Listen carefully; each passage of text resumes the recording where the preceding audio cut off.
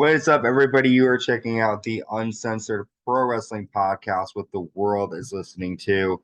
We are covering our WWE WrestleMania series. We have made it to WrestleMania 10. I've covered all 10 WrestleManias, well, all 9 WrestleManias, 10 being included now. Those are all available on YouTube and Spotify. That's made in a playlist on YouTube and Spotify. You could just search for the episode, they'll be there. WrestleMania 1 through 9. And today I'm dropping WrestleMania 10 live in Madison Square Garden in New York, New York on March 24th, 1990. I'm sorry, March 29th, 1994. We get a video of the first WrestleMania that gets broken into pictures of Bret Hart, Lex Luger, and Yokozuna. This is the first WrestleMania without Hulk Hogan, so they're really pumping up this whole new generation feel of it. Vince McMahon welcomes us to Mania, and he introduces Little Richard to sing the national anthem. And after that, we get our first match of the night: Bret Hitman Hart versus his brother, the Rocket, Owen Hart. And this was one of the matches of the night. Just a great match all in all. I won't go into detail exactly everything that happens, but I will tell you that Bret goes for a victory roll, but Owen ends up rolling up Bret to get the 3 count victory.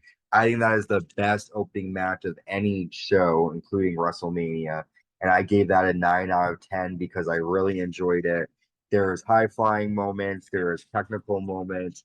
I think any fan watching that match could have enjoyed it. So this is the best match, one of the best matches on the card. After the match, Owen Hart flips off Bret. Todd interviews Owen, and Owen says that he's the best there is, the best there was, and the best there ever will be.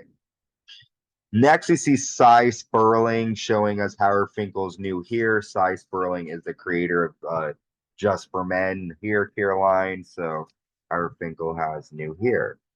We get a special mixed tag team match: Bam Bam Bigelow and Luna Vachon versus Doink and Dink. And this is Doink's last appearance at WrestleMania until WrestleMania 17. But Bam Bam gets the win after nailing a flying headbutt to Doink. I gave that match a 2 out of 10 because there really wasn't a lot of good action there. After Luna slams Dink and then Bam Bam misses a splash, but Luna splashes Dink instead. So just more comedy stuff. And it was interesting that Bam Bam and Luna got the win here at WrestleMania because they're heels, but we then see fake Bill Clinton in the ring in the crowd watching WrestleMania 10. We move on to our next match, a Falls Count Anywhere match between Macho Man Randy Savage and Crush with Mr. Fuji in Crush's corner. This match taking place because the past couple of weeks, Crush had turned his back on Macho Man Randy Savage, attacked him from behind, and now Savage wants some revenge. This is a decent match. They end up fighting to the backstage, and Randy Savage pins Crush and then he ties Crush's foot and he hangs Crush upside down. And then Savage runs back to the ring. He gets the win. He attacks Fuji. I give that match a 4 out of 10. It was good to see Macho Man Randy Savage, the last WrestleMania he's in, but he really didn't have much of a fight against Crush. We see Ernar Shyster telling Bill Clinton he owes taxes.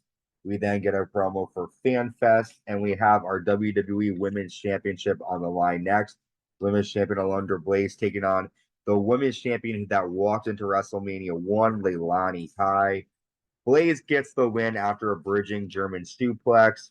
I gave that match a 3 out of 10. Not a lot of good stuff here. It was, basic match with nothing spectacular. We do get to see Mae Young, the Fabulous Moolah, and Nikolai Volkov in the crowd watching WrestleMania. Next, we have the WWE Tag Titles up for grabs. We have the Tag Champions, the Quebecers, with Johnny Polo defending against Men on a Mission with Oscar. And Men on the Mission get a count-out victory over the Quebecers after they mow clotheslines Pierre onto the floor. Mabel nails a splash. But Pierre's a legal man and he gets counted out after Men on a Mission celebrate with the titles, although they didn't get the victory. I give that a 4 out of 10 because, a decent tag match, but nothing that provoked me to really want to see another tag match between the two teams. Before the match, we see Ron Desir meeting Heartbreak Kid Shawn Michaels. She sees Burt Reynolds and talks to him instead. And she says that he will keep her up all night. She's the host of that show on USA. And then speaking of Ronda Shear, she comes out with Donnie Wahlberg next for the WWE Championship match with special guest referee Mr. Perfect, WWE Champion Yokozuna with Mr. Fuji and Jim Cornette taking on Lex Luger. The winner will go on to face Bret Hart in full double duty. During the match, Lex Luger attacks Fuji and Jim Cornette, and I don't know why, but Lex Luger gets disqualified by Mr. Perfect. After the match, Lex argues with Perfect backstage, and Perfect says his decision is final. It wasn't a terrible match, but because the ending, I give it a 1 out of 10. There wasn't anything good from it, and just the fact that Yoko was able to beat Lex Luger again is a shame. Next, Harvey Whippleman trash talks Howard Finkel, and Finkel pushes Whippleman to the floor. Adam Bomb comes out to attack Finkel, but then Earthquake does as well. And Earthquake gets a quick victory over Adam Bomb after nailing the Aftershock. And Earthquake gets a victory. I gave that a 2 out of 3 because it was very, very quick. Next, we have the second best match of the night, the Intercontinental Championship on the line in a ladder match. The Intercontinental Champion, the bad guy, Razor Ramon, defending against the Heartbreak Kid, Shawn Michaels, with Diesel and Shawn Michaels' corner. During the match, Diesel gets kicked out, and this is the first time we get to see a ladder match on WWE pay-per-view. And the end comes when Shawn Michaels climbs the ladder. Razor pushes the ladder, and HBK lands across the ropes, and his legs get caught in the ropes, and Razor grabs the titles to become the undisputed Intercontinental Champion. This was an important match because Shawn Michaels and Razor Ramon did a lot of innovative stuff in this competition. Next, we have made it to our main event, but before we get there, Burt Reynolds and Jenny Garth come out to sort of be at ringside for this match. WWE Champion Yokozuna, Mr. Fuji, and Jim Cornette defeating Lex Luger earlier, taking on Bret the Hitman Hart with guest referee Roddy Piper. This was a decent match between the two. It's nice to see Yokozuna compete against Bret Hart again. Last year, they fought the main event, and with, of course, Hulk Hogan getting involved, that derailed plans. But Bret Hart jumps into a belly-to-belly by Yokozuna. Yokozuna climbs to the top to hit a bonsai, but Yoko falls off the top, and Bret Hart pins him, and we have a new WWE champion in Bret Hart.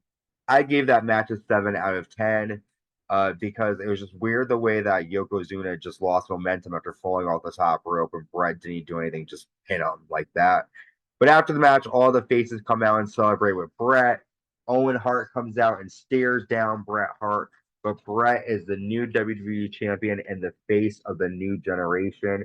WrestleMania 10 was a decent card. The best matches were Owen Hart versus Bret and Shawn Michaels versus Razor Ramon, but the other matches were okay for a WrestleMania.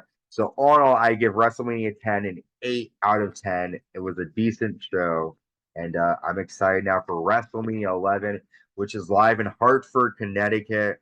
Shawn Michaels taking on the new WWE champion, Big Daddy Cool Diesel, and you get to see Lawrence Taylor, former NFL Giant, taking on Bam Bam Bigelow. A lot more with WrestleMania 11. Until next time, stay safe and stay uncensored.